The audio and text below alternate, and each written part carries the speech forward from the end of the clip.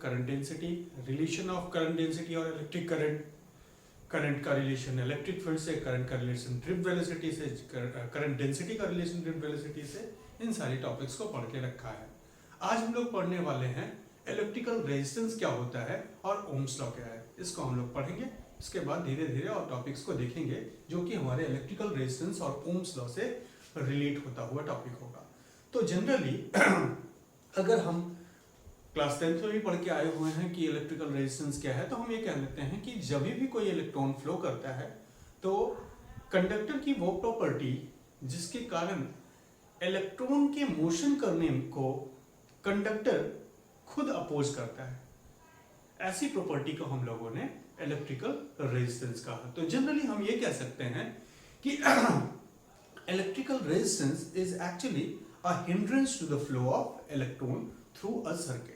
ठीक है, तो इलेक्ट्रिकल रेजिस्टेंस को क्या लिखना है? तो इलेक्ट्रिकल रेजिस्टेंस को पहला पॉइंट कहा, it is an electric hindrance. Hindrance क्या है बच्चों? हम कुछ करना चाह रहे हैं, उसमें कहीं से कोई अपोजिशन हो रहा है तो उसे क्या कह दिया गया? This is called hindrance. तो electric hindrance, electric hindrance to the flow of electron, to the flow of electrons। कैसे इलेक्ट्रॉन्स? हम ये जानते हैं कि कंडक्टर के अंदर कंडक्टिविटी फ्री इलेक्ट्रॉन्स के कारण होती है, जिसको पिछले क्लास में हम लोगों ने देखा था। तो जब भी फ्लो ऑफ इलेक्ट्रॉन को इलेक्ट्रिक हिंडरेंस हो रहा है, फ्लो करने में इलेक्ट्रॉन मोशन करना चाह रहा है कंडक्टर के थ्रू, और उसे कंडक्टर की प्रॉपर्टी ऐसी है कि उस इलेक्ट्रॉन को मोशन करने से रोक रही है, तो ऐसी प्रॉपर्टी को हम लोगों ने क्या कह दिया? Electrical resistance. अब ये इलेक्ट्रिकल रेजिस्टेंस को हम कैसे थोड़ा सा एस्टैब्लिश करके समझेंगे और ये देखेंगे कि क्या इस इलेक्ट्रिकल रेजिस्टेंस का कहाँ कहाँ कैसा कैसा रोल है। तो अगर हम ये कहें कि हम अगर एक सर्किट कंसिडर करते हैं तो जनरली सर्किट में 3 एलिमेंट्स होते हैं। एक एलिमेंट्स जो एनर्जी को कंज्यूम करेगा, this is considered as load. एक एलिमेंट जो सर्किट पे उस लोड को एनर्जी प्रोवाइड करेगा, this is called the source of energy. And source of energy, एक एनर्जी देने वाला और एक एनर्जी रिसीव करने वाला, मींस सोर्स ऑफ एनर्जी और लोड के बीच में कनेक्शन होना जरूरी है, तो कनेक्टिंग वायर। तो जनरली अगर एक बेसिक सर्किट बनाया जाए तो हम ये कह सकते हैं कि एक बेसिक सर्किट में कनेक्टिंग वायर होगा, उससे एक लोड होगा जो एनर्जी को ले रहा होगा, और साथ में हम लोग एनर्जी प्रोवाइडर भी रखे होंगे, this is generally considered as cell. तो ये एक बेसिक सर्किट हम लोगों ने कंसीडर किया और ये कहा कि मान लिया जाए ए बी इस लोड का, दिस इज कॉल्ड लोड, हम इसको क्या कह रहे हैं? लोड। लोड का ए और बी 2 एंड है, और उस 2 एंड के बीच में हम लोगों ने कनेक्टिंग वायर से किसको ज्वाइन कर रखा है? सोर्स ऑफ एनर्जी को। और वो सोर्स ऑफ एनर्जी हम किसको दे रहे हैं? यहाँ पे सोर्स किसके फॉर्म में कंसीडर कर रखा है हम लोगों ने? सेल के फॉर्म में। एंड ये सेल का पॉजिटिव टर्मिनल हो गया और ये सेल का नेगेटिव टर्मिनल। और सेल जो टॉपिक है ना, अभी इसको हम लोग इसी चैप्टर में आगे पढ़ेंगे कि सेल क्या है, कनेक्शन ऑफ सेल क्या है। तो फिलहाल उसको नहीं जानना हम लोगों को अभी फिलहाल। तो हमने देखा कि एक सर्किट है तो सर्किट में एक लोड होगा जो एनर्जी कंज्यूम कर रहा होगा, और एक एनर्जी प्रोवाइडर होगा जो एनर्जी सप्लाई कर रहा होगा लोड को, और उसको हम लोगों ने वायर से ज्वाइन कर रखा है। हम ये देखते हैं बच्चों कि एक कंडक्टर या एक सर्किट की वो प्रॉपर्टी जिसके कारण इलेक्ट्रॉन को ड्रिफ्ट अगर करना है, हम लोगों ने ड्रिफ्ट वेलोसिटी पढ़ रखी है पीछे, और हम ये कहते हैं कि ए और बी 2 टर्मिनल्स के बीच में इलेक्ट्रॉन की ड्रिफ्टिंग होगी।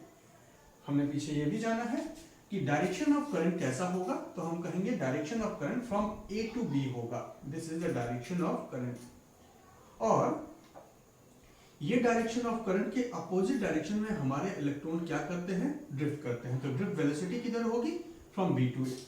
सो किसी कंडक्टर की वो प्रॉपर्टी जिसके कारण अगर हम एक इलेक्ट्रॉन्स को, सिंगल इलेक्ट्रॉन नहीं, फ्री इलेक्ट्रॉन्स ऑफ कंडक्टर को अगर एक पॉइंट से दूसरे पॉइंट पे मूव करवाना चाहते हैं विथ ड्रिफ्ट वेलोसिटी, तो हमें इलेक्ट्रिक फील्ड अप्लाई करनी पड़ेगी।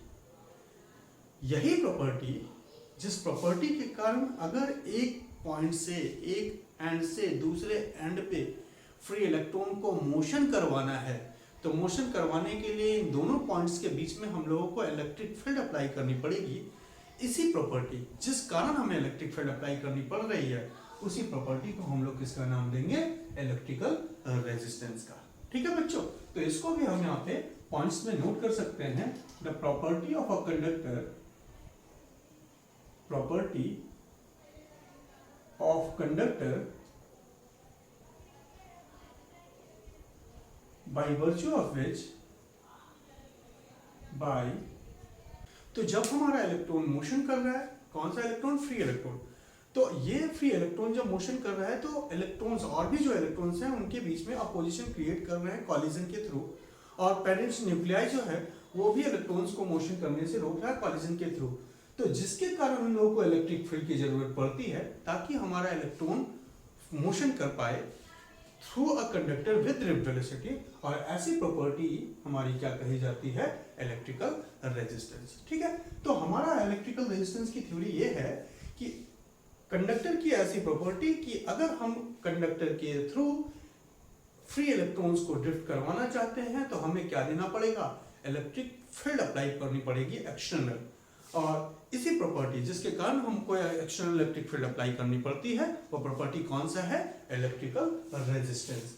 तो यहाँ पे हम लोगों ने जाना कि इलेक्ट्रिकल रेजिस्टेंस अगर है तो हमें इलेक्ट्रिक फील्ड देनी पड़ रही है इलेक्ट्रॉन्स को मोशन करवाने के लिए थ्रू अ कंडक्टर।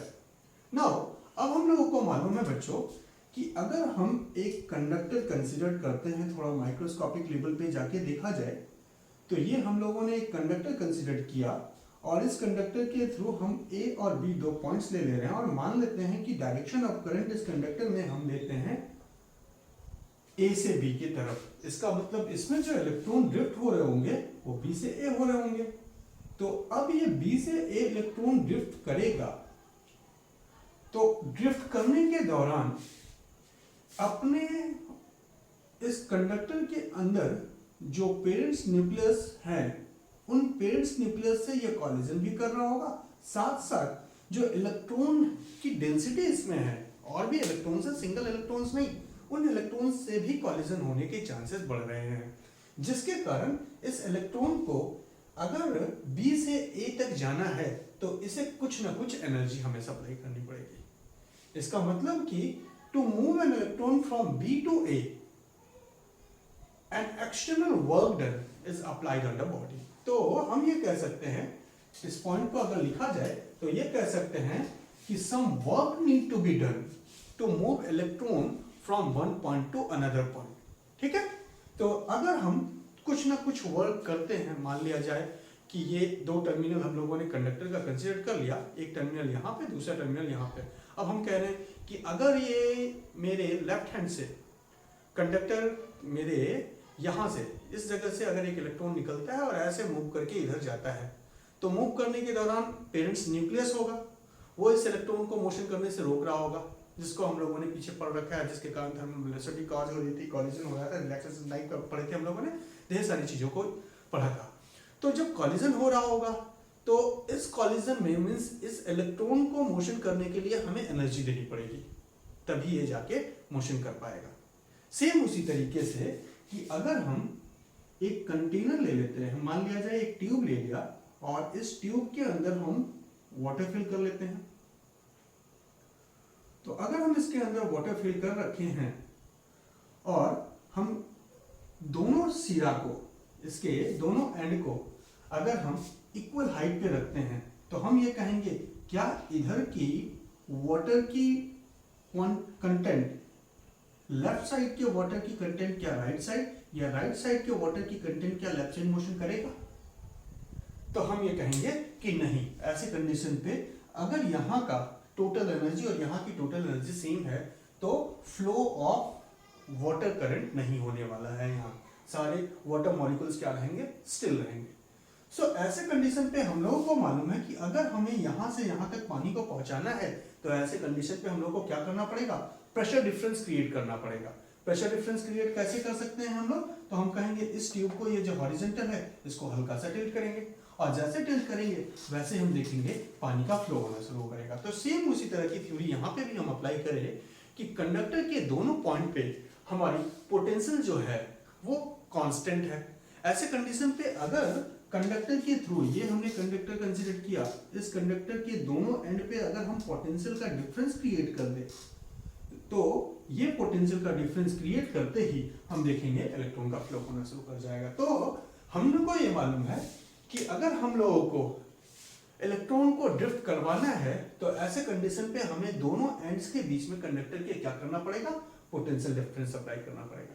अब जैसे हमने पोटेंशियल डिफरेंस अप्लाई किया, इलेक्ट्रिक फील्ड सेटअप हुई कंडक्टर के अंदर, और इस इलेक्ट्रिक फील्ड के कारण हमारे इलेक्ट्रॉन ड्रिफ्ट होना शुरू हो गए। और हम लोगों ने ये देखा है पीछे कि drifting of electron causes current to produce, और जिसका फॉर्मूला I = NeAVD था, where N is a number of electron density, number of electron per unit volume, ये हम लोगों ने पीछे पढ़ रखा था। ठीक है, तो यहां पे हम लोग ये देख रहे हैं कि अगर हम इस कंडक्टर के दोनों एंड पे पोटेंशियल डिफरेंस क्रिएट करते हैं, तभी हम देखेंगे क्या कि इस कंडक्टर के थ्रू करंट पास होने वाली है, करंट डेवलप होने वाला है। तो ये हमें सब लॉजिकली लग रहा है, और इस चीज को हम प्रैक्टिकली भी करके देख रहे हैं, और हमने देखा वाटर का भी जो सिचुएशन, उस सिचुएशन पे भी हम लोगों ने यही पाया। तो यहाँ ये समझ में आ रहा है कि अगर हम लोगों को कंडक्टर के थ्रू करंट को पास करवाना है तो हमें क्या करना पड़ेगा, पोटेंशियल डिफरेंस क्रिएट करना पड़ेगा। सो यहाँ क्या मिला, to allow current to flow, allow current to flow through conductor, current to flow through conductor, through conductor,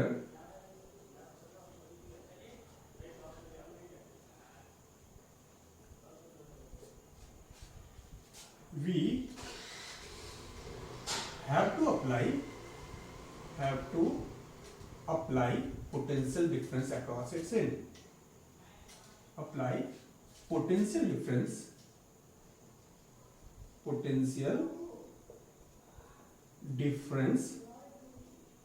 across its end। अगर हम एंड के बीच में, दोनों एंड के अक्रॉस पोटेंशियल डिफरेंस अप्लाई करते हैं तभी करंट फ्लो करेगा। अब यहाँ पे हम ये देख सकते हैं, थोड़ा सा सिचुएशन को फिर से समझा जाए तो हम लोगों ने अभी ये जो ट्यूब में वाटर को कंसीडर किया था, इस वाटर को देखा जाए, दोनों तरफ की पोटेंशियल एनर्जी सेम होने के कारण फ्लो ना कि A से B ना B से A होगा वाटर का। बट अगर हम पोटेंशियल डिफरेंस क्रिएट करते हैं कुछ ऐसा, इस तरह से ट्यूब्स के बी सिरे को थोड़ा सा नीचे ले जाते हैं, तो हम कहेंगे पानी का फ्लो होना शुरू हो जाएगा, किधर से, A से B की तरफ। ठीक है, और भी ज्यादा हम टिल्ट करते हैं ट्यूब को, तो हम देखेंगे ऐसे कंडीशन पे यहाँ का फ्लो, जो सेकंड वाली सिचुएशन है यहाँ का फ्लो, और जो फर्स्ट वाली सिचुएशन है यहाँ के फ्लो, दोनों में डिफरेंस होगा। अब यहाँ पे सिचुएशन पूछ आता है कि अगर यहाँ पे हम ट्यूब को यहाँ पहुंचाए और यहाँ पहुंचाए, means this is the situation number 1 और दिस इज सिचुएशन नंबर 2। ऐसे कंडीशन पे rate of flow of liquid कहाँ ज्यादा होगा, सिचुएशन 1 में या सिचुएशन नंबर 2 पे? तो हम ये देखेंगे सिचुएशन 2 पे जो लिक्विड फ्लो होके निकलेगा उसकी फ्लो की स्पीड ज्यादा होगी और यहाँ के फ्लो की स्पीड कम होगी, जो कि हम लोग पीछे क्लास 11 के प्रोजेक्टाइल्स की टॉपिक्स में भी देख रखे हुए हैं, वेलोसिटी ऑफ रिफ्लेक्स में। नाउ अब यहाँ पे ये जानना है हम लोगों को कि इन दो सिचुएशन में डिफरेंस क्या हो रहा है। पहले तो हम देखते हैं कि यहाँ की पोटेंशियल की वैल्यू और यहाँ की पोटेंशियल की वैल्यू सेम थी। नाउ जब हम लोग सेकेंड सिचुएशन पे लेके गए और उससे पहले फर्स्ट सिचुएशन पे, तो फर्स्ट सिचुएशन पे यहाँ की पोटेंशियल की हाइट और यहाँ की पोटेंशियल की हाइट का जो डिफरेंस है वो इतना हुआ। लेकिन जब सेकंड सिचुएशन में लिए ट्यूब को हम लोग यहाँ ले गए तो हम लोग देखें कि अब जो डिफरेंस हुआ वो ज्यादा हुआ। ऐसे कंडीशन पे हम ये समझ पा रहे हैं, सिचुएशन को फिर से समझना है तो फिर से समझिए बच्चे कि पहली सिचुएशन हम लोगों ने ले रखी है कि हमने ट्यूब को ऐसे मान लिया, ये हमारा ट्यूब है, दोनों तरफ का पोटेंशियल सेम है, तो यहां पे फ्लो होगा क्या? तो हम कहेंगे नो फ्लो। क्यों फ्लो नहीं है? कि दोनों की पोटेंशियल सेम है, इधर की पोटेंशियल और इधर की पोटेंशियल दोनों की वैल्यू सेम, तो फ्लो नहीं होने वाला है from A to B. Now अब हम प्रैक्टिकली देखें तो हमने पाइप को, ट्यूब को हल्का सा टिल्ट कर दिया, ऐसे टिल्ट कर दिया। अब जब ऐसा टिल्ट करेंगे तो हम देखेंगे यहाँ की पोटेंशियल और यहाँ की पोटेंशियल, कहाँ की पोटेंशियल ज्यादा होगी बच्चों? ए की या बी की? तो हम कहेंगे ए की पोटेंशियल ज्यादा है, बी की पोटेंशियल कम है। यह है सिचुएशन नंबर 1। अब हम सिचुएशन नंबर 2 लेते हैं और इस बार हमने कहा कि इस बार हमने ट्यूब को ऐसा कर लिया, ए यहाँ पे और बी यहाँ पे। अब देखा जाए तो दोनों सिचुएशन नंबर 1 और सिचुएशन नंबर 2 में किस जगह की पोटेंशियल का difference between the two ends ज्यादा होगा? तो साहब यहां समझ में आ रहा है कि इन दोनों के बीच की पोटेंशियल डिफरेंस इतनी है और इन दोनों के बीच की पोटेंशियल डिफरेंस इतनी है, तो हम कहेंगे कि पोटेंशियल डिफरेंस सिचुएशन नंबर 2 में ज्यादा है और सिचुएशन नंबर 1 के रिस्पेक्ट में 2 में पोटेंशियल क्या है? ज्यादा है। और ये वाली जो सिचुएशन है इसमें तो पोटेंशियल का डिफरेंस है ही नहीं, यहाँ पे पोटेंशियल का डिफरेंस है लेकिन इसके रिस्पेक्ट में क्या है? कम है, बट इसके रिस्पेक्ट में क्या है? ज्यादा है, और यहाँ सबसे ज्यादा है पोटेंशियल डिफरेंस। अब ऐसे कंडीशन पे अगर हम इस ट्यूब से पानी को गिरते हुए देखें तो हम लिखेंगे यहाँ की फ्लो कुछ ऐसी और यहाँ की फ्लो कुछ ऐसी रहेगी। अब थोड़ा सा इस सिचुएशन को, इस एक्सपेरिमेंटल सिचुएशन को अगर करंट से रिलेट किया जाए तो हम कहेंगे कि फ्लो ऑफ, यहाँ जो ट्यूब में हमने वाटर कंसीडर करके रखा है, तो water is also consist of H positive and O2 negative. ऐसे सिचुएशन पे आयंस से बना हुआ है वाटर, तो यहां हम ये कंसीडर कर सकते हैं कि आयंस का मोशन हो रहा है। अब आयंस का फ्लो इन दोनों सिचुएशन में कब ज्यादा है? तो हम कहेंगे सेकंड वाली सिचुएशन में आयन का फ्लो ज्यादा है पर यूनिट टाइम, ज्यादा वेलोसिटी से निकल रहा है। तो इसका मतलब अगर ज्यादा फ्लो पर यूनिट टाइम ज्यादा क्वांटिटी में निकल रहा है, इसका मतलब ज्यादा flow of charge causes current. तो इसका मतलब यहां समझ में आ रहा है कि जितना जितना पोटेंशियल डिफरेंस हम क्रिएट करेंगे दोनों एंड्स के बीच में, उतना ज्यादा क्या होने वाला है? उतना ज्यादा करंट डेवलप होने वाली है। तो इस चीज को यहां हम लोग जो प्रिंसिपल ऑफ कंटिन्यूटी या फ्लूइड मैकेनिक्स की थ्योरी के हिसाब से जो लॉजिकल एक कॉन्सेप्ट पे आ रहे हैं, इस कॉन्सेप्ट को ओम्स साहब ने इलेक्ट्रिकल सर्किट में इंप्लीमेंट किया। और इलेक्ट्रिकल सर्किट में इन्होंने बताया if we create a potential difference between the two end of a conductor, ठीक है, अगर किसी कंडक्टर के दो सिरे के बीच में अगर हम पोटेंशियल डिफरेंस क्रिएट करते हैं और इस पोटेंशियल डिफरेंस क्रिएट करने के कारण इस कंडक्टर के थ्रू हम करंट पास होते हुए देखेंगे।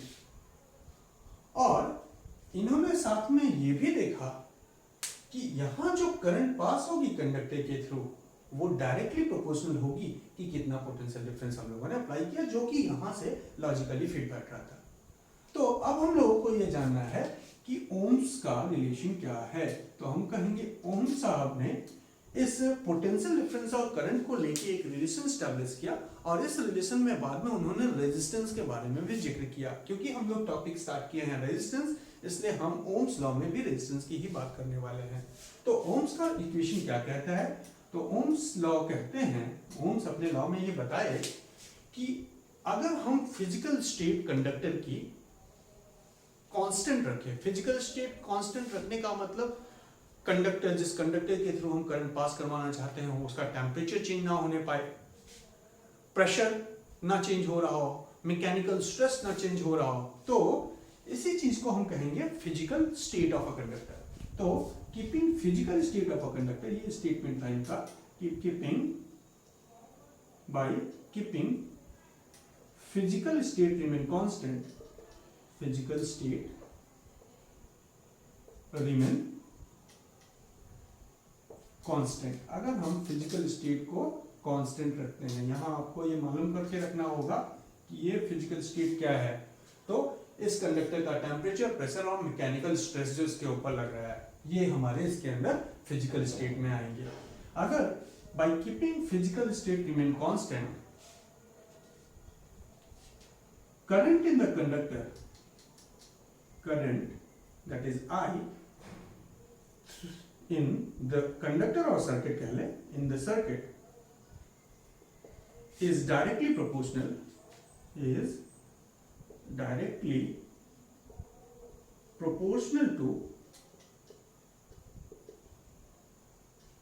to potential difference applied, potential difference that is represented by V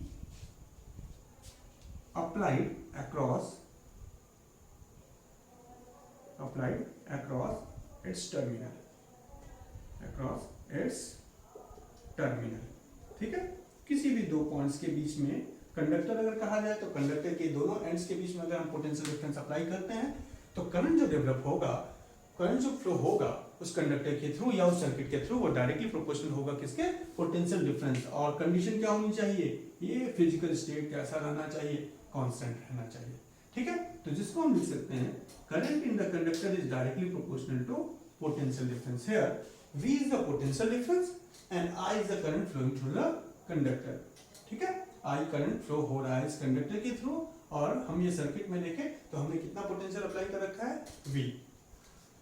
this statement को हम ऐसे भी लिख सकते हैं कि V is directly proportional to current। जितना ज्यादा पोटेंशियल डिफरेंस होगा, जितना ज्यादा पोटेंशियल, अभी हम लोगों ने सिचुएशन में देखा था जब लिक्विड का फ्लो हो रहा था, पोटेंशियल डिफरेंस बढ़ाने से फ्लो ऑफ लिक्विड भी ज्यादा हो रही थी। ऐसे कंडीशन पे जितना ज्यादा पोटेंशियल डिफरेंस होगा दोनों एंड के बीच में, उतना करंट फ्लो करेगा उस सर्किट के थ्रू। और इस प्रोपोर्शनलिटी के रिलेशन को इन्होंने हटाया और यहाँ पे लिखा है constant, and this constant is considered to be R, ठीक है। और ये हमारा बन गया V is equals to RI या V is equals to IR, where this R is called constant of proportionality।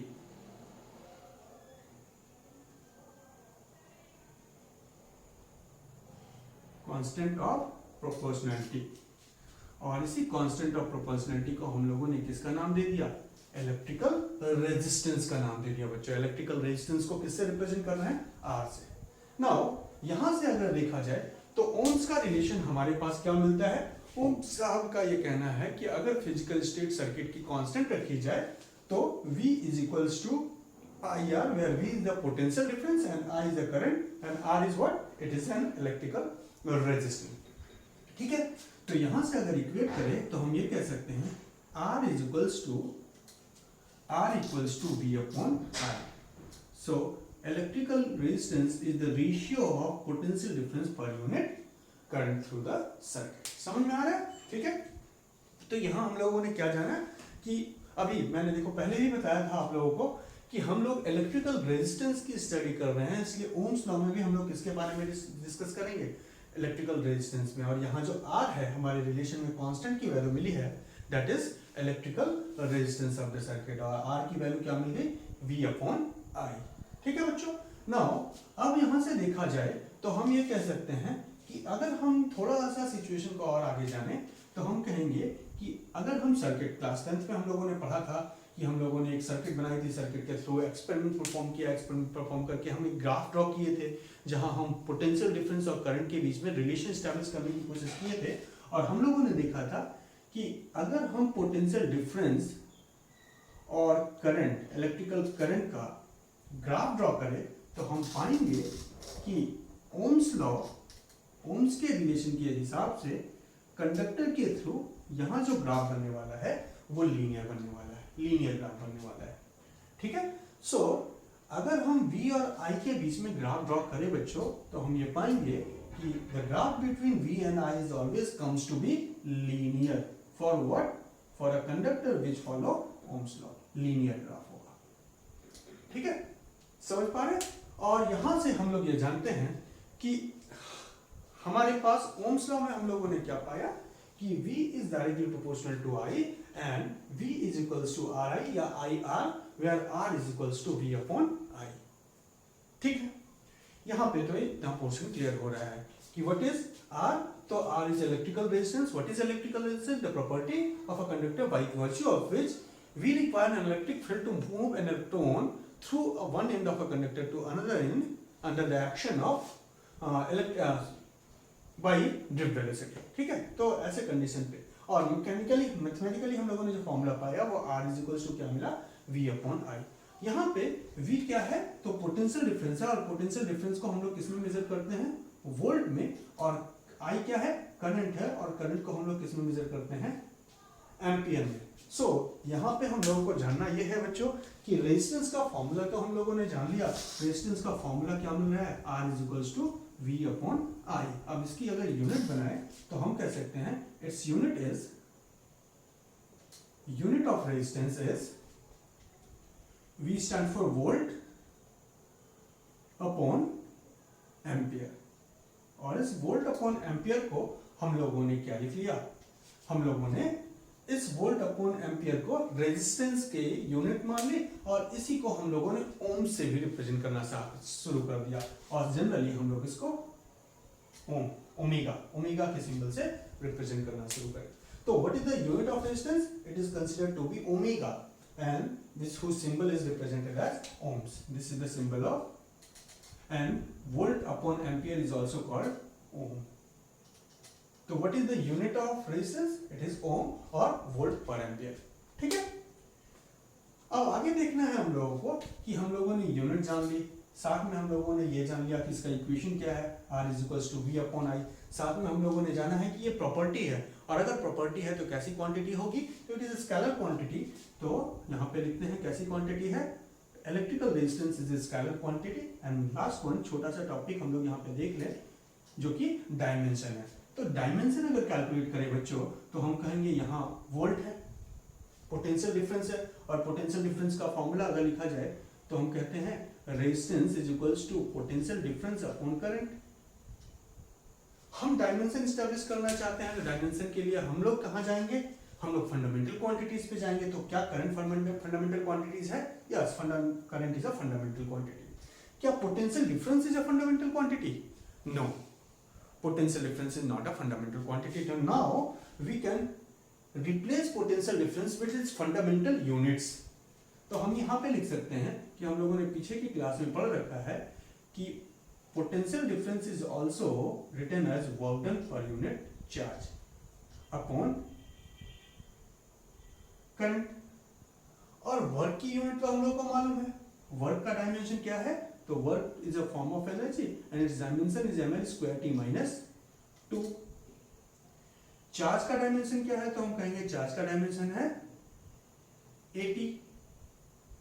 I is equals to q upon t, so q is equals to at and divided by I यहाँ पे है तो यहाँ पे a लगा दें. सो ऐसे condition पे अगर हम लिखना चाहें तो हम इसको लिख सकते हैं कि इसका जो डायमेंशन मिल रहा है वो m l स्क्वायर, ये t ऊपर ले जाएंगे तो t माइनस 3 और a माइनस 2. सो जनरली हम लोगों ने डायमेंशन क्या पाया, डायमेंशन रेजिस्टेंस का मिला ml square t minus 3 a minus 2. कैसे जाना है, यहाँ पे हमने डिराइव करा कि what is how to calculate the dimension of resistance. ठीक है, अब यहाँ हम लोग को ये जानना है कि सर्किट में जो इलेक्ट्रिकल रेजिस्टेंस कॉज हो रहे हैं उसके पीछे कारण क्या है. अगर ये पूछा जाता है कि what is the causes of resistance through a circuit or of a circuit, तो हम उसका आंसर क्या बताएंगे, the collision between the electrons and its parent nucleus. तो नेक्स्ट पॉइंट जो हम लोगों को रेजिस्टेंस के बारे में जानना है वो है causes of resistance. What are the causes of resistance in circuit? Resistance in circuit और कंडक्टर क्या कारण है रेजिस्टेंस होने का सर्किट में और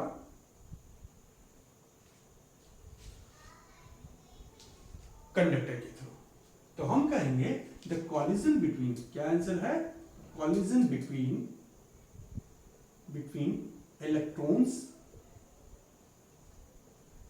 and its parents nucleus. Friends nucleus से कॉलिजन है कारण हमारे रेजिस्टेंस का, ठीक है। तो अब यहाँ पे थोड़ा सा ये स्टेटमेंट समझना है हम लोगों को कि कॉलिजन बिटवीन इलेक्ट्रॉन्स, तो क्या इलेक्ट्रॉन और इलेक्ट्रॉन्स आपस में कॉलिजन करेंगे? हम लोगों ने फॉर्मूला पढ़ रखा है इलेक्ट्रोस्टैटिक का कि फोर्स इज इक्वल्स टू के Q1 Q2 upon are square. Now अगर हम पहला इलेक्ट्रॉन और दूसरा चार्ज पार्टिकल भी इलेक्ट्रॉन मान लें, तो इलेक्ट्रॉन के बीच में जब फोर्स कैलकुलेट करेंगे तो ये फॉर्मूला आएगा। नाउ अब अगर हम मान लें कि एक इलेक्ट्रॉन ये है और एक इलेक्ट्रॉन ये है किसी कंडक्टर का, तो जैसे जैसे ये करीब जाएगा इसके, वैसे वैसे सेपरेशन क्या होगा, डिक्रीज होगा। तो फोर्स इनके बीच में क्या होगा, इंक्रीज होगा। और यहाँ इलेक्ट्रॉन का इलेक्ट्रॉन से कैसा फोर्स लगता है, रिपल्सिव फोर्स लगता है। तो ऐसे मान लिया जाए दो इलेक्ट्रॉन्स हैं हमारे पास और ये दोनों इलेक्ट्रॉन्स ऐसे जा रहे थे, ये इसके पास गया, क्या इनके बीच में फिजिकल कॉलिजन होगा?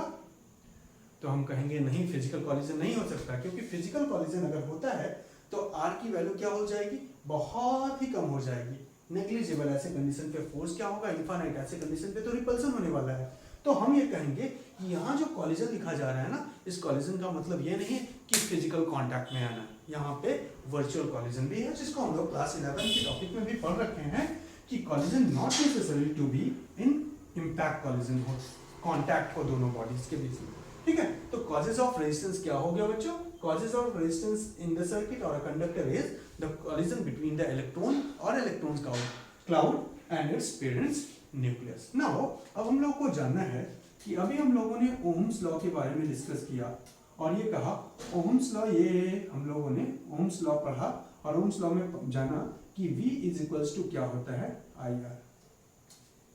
V इज इक्वल्स टू क्या है, IR, और R is equals to V upon I, ये हम लोगों ने जाना है।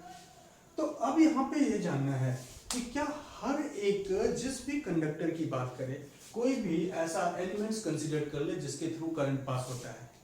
तो करंट पास किसके किसके थ्रू होता है बच्चों, हम लोगों ने देख रखा है कि मेटेलिक कंडक्टर के थ्रू करंट पास होता है। हम लोगों ने ये जान रखा है कि इलेक्ट्रोलाइट्स के थ्रू भी करंट पास होते हैं, आयंस के फॉर्म में। हम लोगों ने गैसेस, वैक्यूम ट्यूब में भी गैस के थ्रू भी इलेक्ट्रॉन्स को करंट को पास होते हुए देखा है। तो ऐसे कंडीशन पे नॉट नेसेसरी कि हर एक एलिमेंट जिसके थ्रू करंट पास करे वो मेटल ही हो। एक्सेप्ट मेटल्स, और भी ऐसे एलिमेंट्स हैं जिसके थ्रू करंट्स पास होते हैं। तो क्या हर एक एलिमेंट्स में ओम्स लॉ फॉलो होता है? क्या Ohm's law is applicable for each and every element through which the current will flow? तो आंसर इज नो।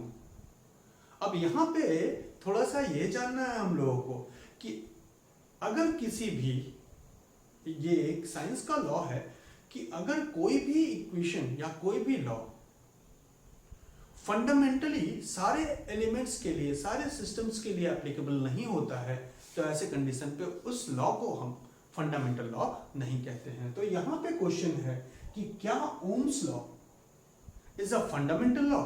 तो our answer is no, it is not fundamental law, ठीक है। तो हम लोग को क्या लिखना है, एक पॉइंट यहाँ पे डालना है कि Ohm's law is not fundamental law. Ohm's law is not fundamental. अब ये फंडामेंटल कैसे नहीं है, इसको हम लोग समझेंगे।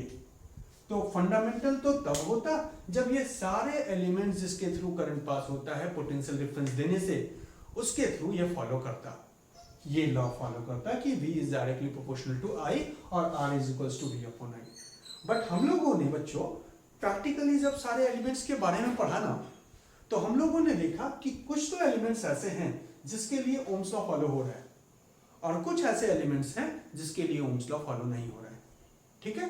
तो जनरली करंट फ्लो होता है पोटेंशियल डिफरेंस अप्लाई होने से, बट ये जरूरी नहीं है कि कंडक्टर मैंने बोल दिया, एलिमेंट्स जिसके थ्रू करंट पास हो रहा है वो ओम्स लॉ को फॉलो करे।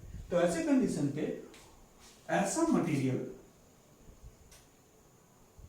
ओमिक मटेरियल कहा जाता है, ओमिक कंडक्टर या ओमिक मटेरियल कहा जाता है जो ओम्स लॉ फॉलो करता है। ओमिक मटेरियल क्या है? तो that follow Ohm's law, that follow Ohm's law. Ohm's के लॉ को फॉलो करने वाले मटेरियल को हम क्या कहते हैं? Ohmic material. एंड दूसरा जो मटेरियल हम लोग का हो गया वो क्या है? Non ohmic material.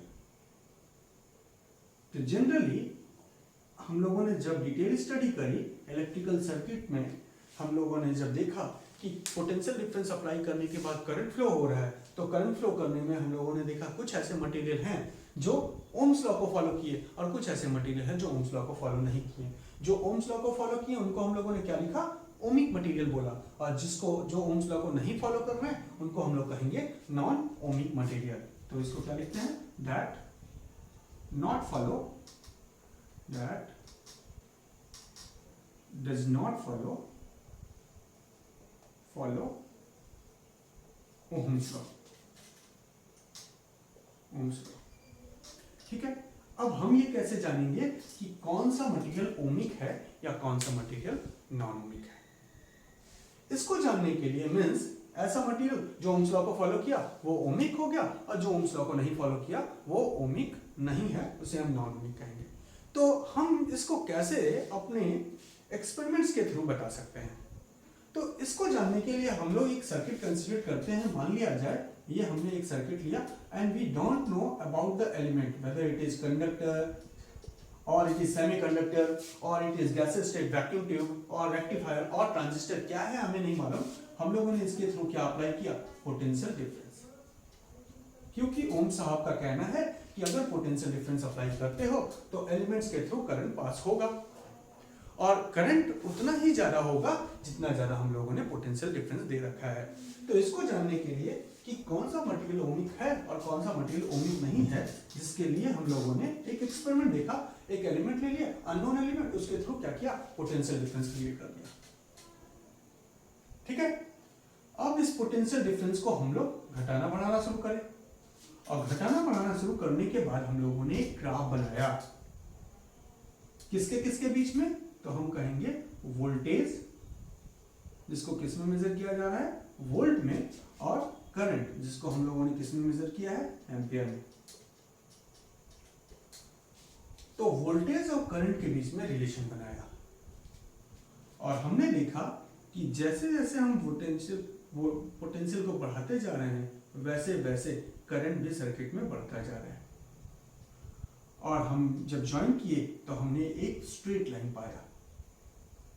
अगर स्ट्रेट लाइन मिला है इस एलिमेंट, मान लिया जाए हमने एलिमेंट लिया है और इस एलिमेंट में हमें ग्राफ इस तरह का मिल रहा है, जैसे जैसे हम पोटेंशियल बढ़ाते जा रहे हैं वैसे वैसे हमारा करंट भी बढ़ता जा रहा है, और हम जब ग्राफ ड्रॉ कर रहे हैं तो हमें ग्राफ कैसा मिलता है? बिल्कुल स्ट्रेट मिलता है बच्चों, बिल्कुल स्ट्रेट ग्राफ मिलता है। तो हम कहेंगे ये ग्राफ क्या है? तो इस ग्राफ को हम कहेंगे it is a linear graph. Linear कैसा ग्राफ है? Linear graph. अब ये लीनियर ग्राफ का रिलेशन क्या है बच्चों? तो हम कहेंगे जरा सा मैथमेटिकली समझा जाए तो V इज इक्वल्स टू क्या है? IR। अब यहाँ पे ये तो ओम्स का लॉ है, V is equals to IR। अब यहाँ V कौन से एक्सिस पे हम लोगों ने रिप्रेजेंट किया है? X एक्सिस पे या Y एक्सिस पे? तो हम कहेंगे Y एक्सिस पे रिप्रेजेंट किया है। तो मान लिया जाए V को हम लोग Y से रिप्लेस कर लेते हैं। यहाँ X एक्सिस को किससे रिप्रेजेंट करा जा रहा है बच्चों? तो X एक्सिस को हम लोग रिप्रेजेंट कर रहे हैं करंट से। तो यहाँ क्या लिखते हैं? R को ऐसे ही छोड़ देते हैं और I की जगह पे क्या लिखते हैं? X। और साथ में अगर हम चाहें तो यहाँ +0 कर ले और यहाँ पे भी +0 कर ले। तो इस रिलेशन को देखा जाए y is equals to constant into x +0, not +1, +0। तो ये रिलेशन एक्चुअली स्ट्रेट लाइन के रिलेशन को रिप्रेजेंट कर रहा है। किसको रिप्रेजेंट कर रहा है? स्ट्रेट लाइन के रिलेशन को रिप्रेजेंट कर रहा है, और जनरली लीनियर इक्वेशन को रिप्रेजेंट कर रहा है। लीनियर इक्वेशन, अब लीनियर इक्वेशन क्या है? ax plus b is equals to 0। ठीक है, ax plus b is equals to 0, ये हमारा लीनियर रिलेशन है। तो यहाँ पे हम लोग देखें ax और इसको अगर इधर ले आ जाए तो प्लस या minus B is equals to 0 हो जाएगा। तो this will represent a linear equation. और मैथ्स के अगर हम स्टूडेंट्स हैं तो हम ये जानते हैं y is equals to mx plus c, और where the c is the intercept on y axis and here the value of intercept is 0, so we can put it as 0। तो दोनों तरीके से समझ ले, अगर हम नॉन मैथ बैकग्राउंड के हैं, बायोलॉजिकली बैकग्राउंड बायो के बैकग्राउंड के हैं, तो हम लोग लीनियर इक्वेशन का रिलेशन जानते हैं ax plus b is equals to 0, और उससे इक्वेट कर ले तो हम कहेंगे ग्राफ कैसा है, लीनियर है। अगर हम नॉन बायो बैकग्राउंड के हैं तो हमें तो फिर इक्वेशन ऑफ स्ट्रेट लाइन मालूम है, और इक्वेशन ऑफ स्ट्रेट लाइन हम क्या कहते हैं, y is equals to mx plus c। और यहाँ y कौन सी एक्सिस पे है, y पे क्या है, वोल्टेज है, horizontal axis that is x axis पे क्या है, करंट है। तो यहाँ पे भी हम लोग देख रहे हैं कि ग्राफ कैसा बनने वाला है, स्ट्रेट लाइन बनने वाला है। तो हम लोग यहाँ पे ये थोड़ा सा मैंने आपको सपोर्ट किया कि किस तरीके से हम डिफाइन करेंगे कि ओमिक है या नहीं है। अब यहाँ पे हम लोगों ने देखा ग्राफ कैसा है, लीनियर, और लीनियर ग्राफ होने का मतलब ओम्स लॉ वैलिड होना। तो ऐसा मटेरियल जिसका ग्राफ लीनियर होगा, ऐसे मटेरियल को हम क्या कहेंगे, ohmic material, ohmic material. But if the graph is non linear like this this, ऐसा ग्राफ अगर बनता है, नॉन लीनियर बनता है, तो ऐसे कंडीशन पे हम क्या कहेंगे, it is non ohmic material. तो अगर हम डिक्लेयर करना चाहते हैं कि कौन सा मटेरियल ओमिक है या कौन सा मटेरियल नॉन ओमिक है, तो इसके लिए हम क्या कहेंगे, draw the graph between voltage and current, and if the graph straight line the material is ohmic, and if the graph is not comes to be straight line the material is non ohmic. Okay, ये clear हो रहा है बच्चों। तो हम लोगों ने जाना कि ओम्स लॉ को फॉलो करने वाला जो मटेरियल होगा उसे हम क्या कहेंगे, ओमिक मटेरियल, एंड इसका ग्राफ कैसा होगा, इसका ग्राफ हमारा लीनियर होगा, लीनियर ग्राफ होगा। बट अगर नॉन ओमिक मटेरियल है तो उसका ग्राफ कैसा होने वाला है, उसका ग्राफ नॉन लीनियर होने वाला है। ठीक है, यहां तक क्या है। अब एग्जांपल देखा जाए तो ओमिक मटेरियल का एग्जांपल हमारा है metallic conductor. Metallic conductor is the example of ohmic material. जितने भी मेटेलिक कंडक्टर जैसे copper, iron, this all are ohmic material and follow Ohm's law. But अगर नॉन ओमिक मटेरियल की बात करें तो हम कह सकते हैं वैक्यूम डायोड है, वैक्यूम डायोड, इसको हम आगे की क्लास में पढ़ने वाले हैं। रेक्टिफायर है, फायर है, ट्रांजिस्टर है। ठीक है, तो ये ऐसे मटेरियल हैं जो नॉन ओमिक होते हैं। ट्रायोड बल्ब है, अगर देखा जाए तो एक और है ट्रायोड बल्ब। तो इस तरीके से ढेर सारे हमारे पास एग्जांपल हो जाएंगे जो कि नॉन ओमिक मटेरियल है। तो जनरली हम लोगों ने यहाँ देखा कि हमारा मेटेलिक कंडक्टर कैसा होता है, ओमिक होता है, और नॉन मेटेलिक कंडक्टर कैसा होता है, नॉन मेटेलिक कंडक्टर नहीं कह सकते हैं, जिसका ग्राफ हमारा लीनियर नहीं होगा वो हमारा नॉन ओमिक कंडक्टर होगा। समझ पा रहे हैं। तो हम लोग यहाँ पे देखा जाए तो ये हम लोगों ने पाया कि ओम्स लॉ को जरूरी नहीं है कि किसी सर्किट से अगर करंट फ्लो हो रहा है तो ओम्स लॉ भी वो फॉलो कर रहा होगा। फॉलो करने की कंडीशन क्या है, ओम्स लॉ फॉलो तभी होगा जब उसका ग्राफ कैसा हो, वोल्टेज और करंट के बीच का ग्राफ हमारा स्ट्रेट लाइन हो, तभी ऐसा हमारा हम मटेरियल को कहेंगे कि क्या है, वो ओमिक मटेरियल है। ठीक है बच्चों, क्लियर। अब हम लोग यहाँ पे देखेंगे कि कंडक्टर के थ्रू जो मेटेलिक कंडक्टर है उसके लिए ओम्स का जो वोल्टेज और करंट के बीच का ग्राफ होगा, वोल्टेज और करंट के बीच का जो ग्राफ होगा वो कैसा होगा, straight line. But non ohmic material में अगर हम ट्रायोड को देखें तो ट्रायोड में हम लोग देखेंगे क्या कि पहले ये लीनियर रहेगा और फिर उसके बाद ये ऐसे करंट, जैसे जैसे वोल्टेज बढ़ेगा वैसे वैसे करंट बढ़ेगा, फिर करंट डिक्रीज होगा, and there after this relation. तो this is the graph for graph between voltage and current for triode bulb.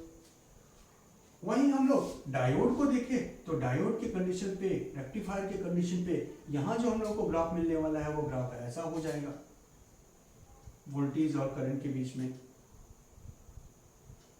वहीं अगर हम और भी मटेरियल को कंसीडर करें जैसे सेमीकंडक्टर, तो सेमीकंडक्टर के बीच में हम लोग वोल्टेज और करंट के बीच का जो ग्राफ देखेंगे वो ग्राफ हमारा ऐसा हो जाएगा। तो this is a graph of V and I for diode, and this is a graph for diode, and this is a graph for semiconductor. तो ये हम लोगों ने देखा कि क्या सेमीकंडक्टर, ट्रायोड और डायोड, रेक्टिफायर, ट्रांजिस्टर, इनके केस में क्या ग्राफ लीनियर हो रहा है? नहीं, सबके केस में ग्राफ लीनियर नहीं है. इसका मतलब these all are non-ohmic material, but in case of metal the graph is linear, so it is a ohmic material. Clear है? अब यहाँ पे हम लोग को और भी थोड़ा सा जानना है कि रेजिस्टेंस को कैलकुलेट करने के लिए हमारे पास कौन कौन से फॉर्मूले हैं, किस फॉर्मूले का इक्वेशन का, जनरली फॉर्मूले का यूज करके हम लोग रेजिस्टेंस को कैलकुलेट कर सकते हैं. तो नेक्स्ट हम लोग जो टॉपिक जानेंगे वो है फॉर्मूला फॉर कैलकुलेटिंग रेजिस्टेंस. ठीक है बच्चों, तो देखते हैं कि what is the formula for calculating resistance between resistance of a conductor when potential difference is applied between the two ends and the current is flowing through the conductor. तो generally formula अगर देखा जाए, formula तो हम लोग ये पाएंगे कि पहला जो इक्वेशन हम लोग देख रहे हैं या फॉर्मूला देख रहे हैं वो है R is equals to voltage upon current का. पोटेंशियल डिफरेंस को करंट से डिवाइड कर दिया जाए तो हम लोगों को क्या मिलेगा? रेजिस्टेंस मिलेगा, और इसको हम लोग कैलकुलेट करेंगे. This is the basic formula for calculating resistance. साथ में अगर हम यहाँ पे देखें तो अभी हम लोगों ने फॉर ओमिक कंडक्टर जो ग्राफ बनाया था, graph between voltage and current, ये जो ग्राफ पाया था V और I के बीच में, वो स्ट्रेट लाइन मिला था. ऐसा ही देखे थे ना फॉर ओमिक कंडक्टर. तो अगर यहाँ पे देखा जाए तो अगर ये ग्राफ ऐसा है तो this will represent this line, this vertical line represent the value of voltage. तो this will represent the value of potential difference for particular value of current. तो now if we join this line, we observe that this value represent V and this value represent I, and there is a formation of triangle here O, A and B. O, A, B एक triangle हम लोगों ने बना दिया. Generally graph हमारा कैसा था? Ohmic conductor के लिए ग्राफ हम लोगों ने ऐसे स्ट्रेट लाइन देखा था और हमने क्या किया? स्ट्रेट लाइन को ऐसे वर्टिकली ड्रॉ कर लिया. यहाँ से A से B पे हमने एक लाइन ड्रॉ कर ली, वर्टिकल लाइन. जैसे हम वर्टिकल लाइन ड्रॉ करेंगे यहाँ एक ट्रायंगल का फॉर्मेशन हो जाता है, और हम देखते हैं ट्रायंगल का यहाँ पे अगर एंगल देखा जाए तो थीटा निकालना है हम लोगों को. अब ये थीटा का रिलेशन अगर कैलकुलेट करा जाए तो थीटा की रेशियोज को हम लोग तीन तरीके से निकाल सकते हैं, साइन के टर्म में, कॉस के टर्म में और टेंजेंट के टर्म में. यहाँ पे देखा जाए तो हम लोगों को थीटा निकालने के लिए सामने क्या चाहिए? ये क्या दिया हुआ है? परपेंडिकुलर, और परपेंडिकुलर की वैल्यू हमें मालूम है. ये क्या है? बेस है, और बेस की वैल्यू मालूम है. तो नाउ ऐसा ट्रायंगल में हमें दो साइड्स मालूम है, एक परपेंडिकुलर और एक बेस. और परपेंडिकुलर और बेस का रिलेशन कौन एस्टैब्लिश करता है? तो हम कहते हैं टेंजेंट एस्टैब्लिश करता है. तो यहाँ अगर टेंजेंट थीटा कैलकुलेट किया जाए तो हम पाएंगे tangent theta is equals to perpendicular upon base. और यहाँ परपेंडिकुलर में क्या है इस ग्राफ में? तो हम पाएंगे ग्राफ में परपेंडिकुलर की वैल्यू है हमारी AB, और बेस में क्या है? OB. Here AB will represent voltage and OB will represent current. So this will equals to V upon I. और V upon I किसको रिप्रेजेंट करता है? R को. तो हम लोगों ने क्या पाया कि ग्राफ की टेंजेंट एंगल्स को अगर हम लोग निकाल लिया जाए तो हम क्या कैलकुलेट कर सकते हैं? रेजिस्टेंस. तो next formula for calculating resistance is R is equals to tangent theta. एक बहुत इंपॉर्टेंट पॉइंट बच्चों यहाँ ये है कि रेजिस्टेंस को टेंजेंट वैल्यू ऑफ थीटा से हम तब निकालेंगे जब वोल्टेज को हम लोगों ने कहाँ ले रखा है? वाई एक्सिस में, और करंट को हम लोगों ने कहाँ ले रखा है? एक्स एक्सिस में. समटाइम्स ऐसा होता है कि हम ग्राफ में करंट को यहाँ और वोल्टेज को यहाँ कर लेते हैं, और अगर करंट यहाँ और वोल्टेज यहाँ होता है, मतलब वाई एक्सिस में जहां हम लोगों ने वोल्टेज ले रखा है वहां अगर करंट है, और एक्स एक्सिस में जहां हम लोगों ने करंट ले रखा है वहां क्या हो? वोल्टेज हो. In that situation resistance is not calculated in terms of tangent theta. तो यहाँ बहुत इंपॉर्टेंट पॉइंट है कि R is equals to tangent theta कब होगा? जब वोल्टेज कहाँ हो? वाई एक्सिस पे, एंड करंट कहाँ हो? I कहाँ हो? X axis of graph, axis of graph के हो. ठीक है। अगर सिचुएशन ऐसी होती है कि हम ये कहें कि हमारा ग्राफ आई वी का है, आई कहां ले लिया हम लोगों ने, वर्टिकल एक्सिस पे, और वी कहां ले लिया, हॉरिजॉन्टल एक्सिस पे, मींस वाई एक्सिस पे आई और एक्स एक्सिस पे वी ले रखा है। तो हम ये जानते हैं कि इस सिचुएशन पे अगर हम ग्राफ ड्रॉ करें तो ग्राफ तो स्ट्रेट लाइन बनेगा। अब यहाँ पे कितना आ जाएगा, ये वैल्यू आ जाएगी आई और ये वैल्यू कितनी हो जाएगी वी। अब यहाँ पे अगर टेंजेंट थीटा कैलकुलेट करा जाए तो यहाँ पे टेंजेंट थीटा की वैल्यू कितनी मिलने वाली है, I by V, perpendicular by base. But अगर कॉट थीटा निकाला जाए तो क्या मिलेगा, वी बाई आई। तो इसका मतलब v बाई आई किसको रिप्रेजेंट करता है, v बाई आई रेजिस्टेंस को रिप्रेजेंट करता है। So if the graph is drawn between i on y axis and v on x axis, then to calculate resistance we use cot theta. तो r is equals to cot theta हो जाता है कब, जब v हमारे x axis में और i कहाँ रिप्रेजेंट करा जा रहा हो, y axis पे, y axis पे ऑफ किसके, ग्राफ के। ठीक है बच्चों, तो यहाँ बहुत इंपॉर्टेंट पॉइंट है ये कि r is equals to tangent theta कब हम कैलकुलेट करेंगे, जब हमारा x एक्सिस में कौन सी किसको रिप्रेजेंट किया है, करंट को। r is equals to cot theta कब यूज करेंगे, जब हमारे x एक्सिस में किसको रिप्रेजेंट किया है, पोटेंशियल डिफरेंस को, तब हमें ये काम करना है। ठीक है, ये क्लियर हो रहा है। तो अब हम यहाँ पे जाने कि हम लोगों ने रेजिस्टेंस को कैलकुलेट करने का फॉर्मूला जाना कि हम लोगों को अगर रेजिस्टेंस कैलकुलेट करना है तो पहला फॉर्मूला है वोल्टेज अपॉन करंट, दूसरा फॉर्मूला है r is equals to tan theta, and this tan theta for vi curve के लिए, हम किसके कर्व के लिए कह रहे हैं, वोल्टेज और current, where voltage is on y axis and current is on x axis, इसके लिए tangent theta, and this is also considered as slope of straight line, slope of straight line. ठीक है, क्लियर। अगर आप math background के हो तो आपको ये मालूम है कि y is equals to M X plus C, यहाँ पे देखा जाए तो y is equals to M X plus C, ये इक्वेशन होता है। और अगर हम यहाँ लिखें तो v is equals to R I plus 0, तो कंपेयर करें तो ये m किसके लिए होता है, ये m स्लोप के लिए होता है। तो यहाँ पे स्लोप किसको रिप्रेजेंट कर रहा है, रेजिस्टेंस को, और स्लोप को पता करने के लिए क्या फॉर्मूला इक्वेशन यूज करते हैं, टेंजेंट थीटा, कब, v और i के कर्व में। तो ये हम लोगों ने जाना कि अगर हम लोगों को रेजिस्टेंस निकालना है और हमें टेंजेंट थीटा की वैल्यू मालूम है तो हम सिंपली टेंजेंट थीटा की वैल्यू लिखेंगे और वो हमारी किसके बराबर हो जाएगा, और रेजिस्टेंस के बराबर हो जाएगा। समझ में आ रहा है बच्चों। अब नेक्स्ट चीज हम लोग को यहाँ पे जानना है कि हम ये पॉइंट एक नोट कर ले यहाँ पे, नोट कि 0 डिग्री से अगर 90 डिग्री के तरफ जा रहे हैं, अगर angle from 0 to 90 degree, 0 to 90 degree अगर है तो टेंजेंट थीटा की वैल्यू क्या होती है, टेंजेंट थीटा इंक्रीज होता है। वहीं 0 से अगर 90 डिग्री की तरफ हम जा रहे हैं तो हमारा कॉट थीटा क्या होता है, डिक्रीज होता है। कॉट थीटा क्या होगा, डिक्रीज होगा। अब ये सिचुएशन, ये जो हमने पॉइंट नोट करके रखा है, इसका यूज कहां करेंगे। तो मान लिया जाए आपके पास ऐसे सिचुएशन आते हैं कि हमने एक ग्राफ लिया v और i का, v और i का कर्व ले लिया और इसमें हम लोगों ने v और i का ग्राफ देखा और इसमें दो सर्किट के लिए हम लोगों ने ग्राफ ड्रॉ करा। दो सर्किट है और दोनों सर्किट का हम लोगों ने ग्राफ ड्रॉ किया, एक का a और दूसरे का b मिला। अब यहां हम लोगों को जानना है कि सर्किट A की रेजिस्टेंस ज्यादा है या सर्किट B की रेजिस्टेंस।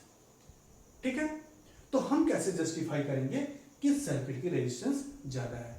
तो हमको सबसे पहले ये देखना पड़ेगा कि हमारे ग्राफ VI के टर्म्स में है या IV के टर्म्स में। तो यहां देखना है कि हमारे x एक्सिस पे क्या है, x एक्सिस पे करंट है, x एक्सिस पे क्या है, करंट है। y एक्सिस पे क्या है, y एक्सिस पे वोल्टेज है। तो ये इसका मतलब रेजिस्टेंस को डिफाइन करने के लिए हमको किसका यूज करना है, टेंजेंट थीटा का यूज करना है। अब थीटा कैसे कैलकुलेट करना है, तो theta is this angle, this angle.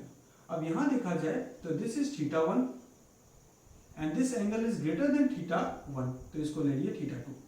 अब यहाँ जो दो एंगल बन रहे हैं बच्चों, θ1 और θ2, किसका एंगल ज्यादा है?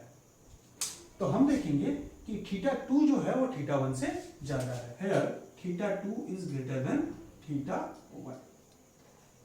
अब देखना है यहाँ ये है कि टेंजेंट की वैल्यू जैसे जैसे 0 से 90 डिग्री की तरफ जाएंगे क्या होता है? इंक्रीज होता है। इसका मतलब टेंजेंट θ2 की वैल्यू टेंजेंट θ1 से ज्यादा होगी। क्यों?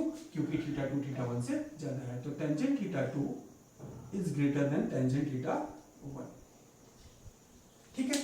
अब अगर टेंजेंट θ2 टेंजेंट θ1 से ज्यादा है तो टेंजेंट θ2 किसके लिए यूज करा जा रहा है? θ2 रेजिस्टेंस B के लिए यूज करा जा रहा है। तो resistance of B is greater then resistance of A।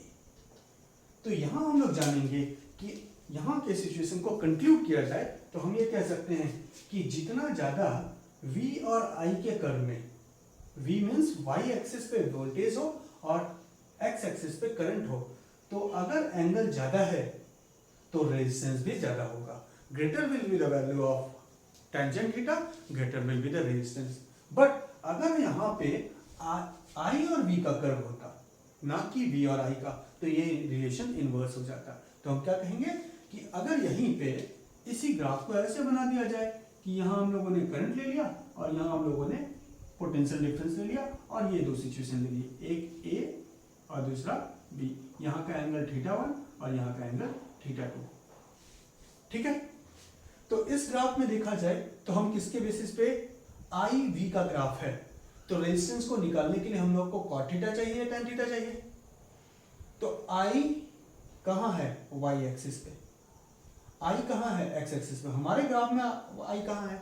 Y axis पे। मींस नीचे वाला बेस लगाएंगे R, इसको किसके रिप्रेजेंट करना है? cot थीटा से। अब यहाँ देखा जाए तो दोनों में एंगल कौन सा बड़ा है? तो हम कहेंगे θ2 इज ग्रेटर देन θ1, यही है ना। और अगर हम cot रखें तो cot θ2 is greater than cot θ1, ये हो जा रहा है। अब यहाँ देखा जाए कि 0 से 90 की तरफ जाए तो cot क्या होता है? डिक्रीज होता है। इसका मतलब cot θ2 की जो वैल्यू मिलेगी वो देगा RB और cot θ1 की जो वैल्यू देगा वो RA देगा। cot θ2 की वैल्यू क्योंकि थीटा ज्यादा है इसलिए कम होगी θ1 से। इसका मतलब कौन सा रेजिस्टेंस ज्यादा हो गया? RA ज्यादा हो गया RB से। ठीक है। तो यहाँ पे देखा जाए, यहाँ RB RA से ज्यादा दिख रहा है और यहाँ RA RB से ज्यादा दिख रहा है। तो ऐसे सिचुएशन पे हमको कंफ्यूज होने की जरूरत नहीं है। हम लोग सबसे पहले क्या देखेंगे? VI कर्व है या IV curve, and there after tangent theta और कोटेंजेंट थीटा का फॉर्मूला यूज करेंगे। ठीक है। तो ये हमारे पास on the basis of graph अगर क्वेश्चन होता है तो उसको रिप्रेजेंट कर सकते हैं। नाउ अब हम लोग देखेंगे कि क्या रेजिस्टेंस को कैलकुलेट करने का कोई और भी इक्वेशन है। तो देखने के लिए हमने कहा कि मान लिया जाए हमने एक कंडक्टर है ले रखा और इस कंडक्टर के थ्रू हम लोगों ने पोटेंशियल डिफरेंस अप्लाई किया। जैसे हम पोटेंशियल डिफरेंस अप्लाई करेंगे इस कंडक्टर के थ्रू इलेक्ट्रिक फील्ड सेटअप हो जाएगा और इलेक्ट्रिक फील्ड की direction from positive terminal of a battery to cell to negative terminal of cell हो जाएगा, that is from A to B।